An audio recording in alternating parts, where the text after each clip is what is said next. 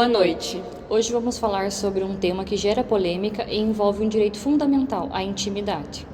Afinal, até onde o Estado pode interferir na vida pessoal? Portar uma pequena quantidade de maconha para uso próprio deve ser considerado crime?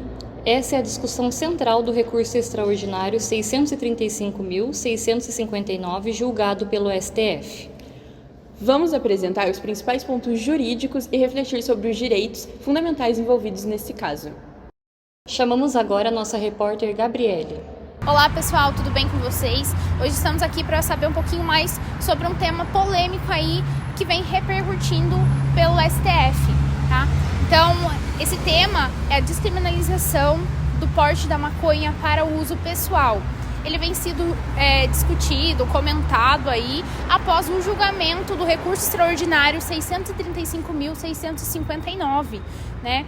Então, esse tema teve início após um caso real que aconteceu em São Paulo, onde um morador foi pego portando uma certa quantidade de maconha para uso pessoal. Para entender um pouco mais sobre isso, fomos até as ruas e também fomos buscar a opinião de duas especialistas, a deputada Yasmin e a deputada Maria Eduarda, que vão falar um pouquinho mais sobre isso pra gente. Além de que resolvemos também ir até as ruas para entender um pouco melhor como é a opinião pública sobre o assunto.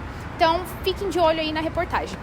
Olá, Gabi, tudo bem? Bom, eu sou a deputada Yasmin Pellegrini e eu vou dar continuidade ao que você estava falando sobre o recurso extraordinário 635.659. Bom, basicamente ele foi julgado ano passado no STF e discutia se o porte da maconha para uso pessoal, né, pequenas quantidades que foram definidas em 40 gramas ou até 6 plantas fêmeas, deveriam continuar sendo crime no Brasil ou não. Ele foi descriminalizado de fato, porém isso não significa a legalização da maconha, entendeu? Não foi liberado o uso irrestrito. Apenas foi determinado que não haveria mais uma infração penal e sim uma infração administrativa.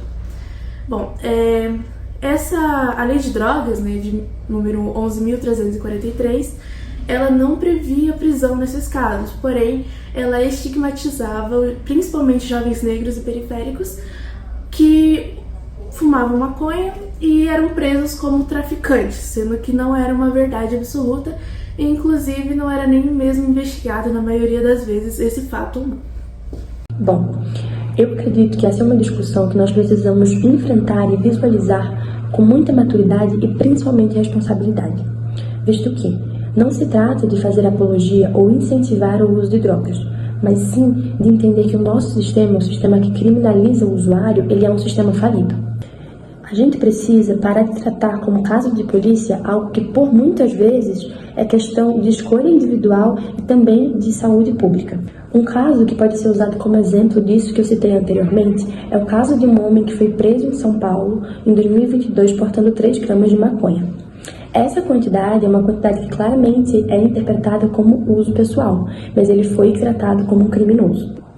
Então, a gente consegue visualizar que o Estado gastou o recurso da polícia, do sistema judiciário, e ele mais uma vez contribuiu para um ciclo de punição que não se resolve nada. A decisão do Estado deveria ter sido outra.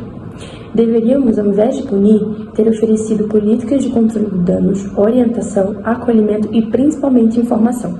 Dessa forma, eu concluo que a descriminalização do porte de maconha para uso pessoal é um avanço imprescindível para o Estado, pois ele corrige essa injustiça que já é histórica em nossa sociedade e ele também contribui para que o Estado avance e possa atuar com mais inteligência e principalmente com humanidade. Qual sua opinião sobre a descriminalização do porte da maconha para uso pessoal? Na minha opinião, cada um faz o que quer, né? Mas eu sou contra, eu sei que existe o direito individual, mas eu sou contra porque eu acho que não afeta só a pessoa que está usando. Afeta a família, afeta o trabalho, afeta praticamente a sociedade inteira. Ouvi falar que eles estão querendo mudar isso, mas na minha opinião eu acho muito perigoso porque pode cair na mão dos adolescentes e se transformar em uma febre e vai saber o que pode acontecer. E eu acho que antes de liberar qualquer coisa, a gente tem que investir em informação, tratamento para quem precisa e educação. Porque se liberdade é bom, mas tem que ter limite, porque senão vira uma terra sem lei.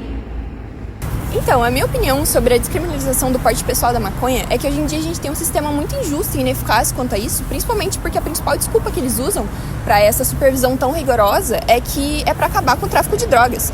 Só que é muito absurdo pensar que essa supervisão é muito mais rigorosa para pessoas negras e pobres, e quando as pessoas com mais condições melhores de vida ou brancas sequer são abordadas, sabe? E a gente vê hoje em dia muitos casos de pessoas minoritárias, né, que são presas com poucas quantidades de maconha, e isso, eles prenderem essas pessoas não vai impedir o tráfico de drogas e essas coisas de continuarem acontecendo, sabe? Então eu acho que tenha tudo isso, né, é uma história toda, essa questão da criminalização, da proibição da maconha e tudo mais, eu acho que seja uma questão muito mais histórica, racial, do que algo realmente que eles prezam pelo que eles prometem, né, que é para acabar com o tráfico, para acabar com as biqueiras e tudo mais, que é coisa que na prática não acontece. Assim encerramos a nossa análise sobre o recurso extraordinário e os direitos fundamentais em jogo. Agradecemos a sua atenção e esperamos ter contribuído para uma análise mais profunda sobre o tema. Até a próxima. Tenha uma boa noite.